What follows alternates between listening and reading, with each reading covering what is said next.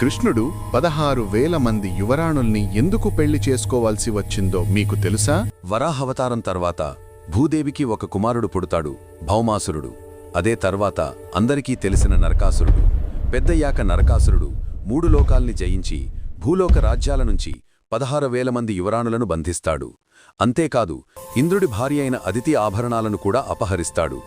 ఆ అహంకారం తలకెక్కితోవడంతో ఇంద్రుడు కృష్ణుడి దగ్గరకు వచ్చి మొరపడతాడు. దాంతో కృష్ణుడు భూదేవి అవతారమైన సత్యభామతో కలిసి నరకాసురుడి రాజ్యం ప్రజ్యోతిషకి బయలుదేరుతాడు.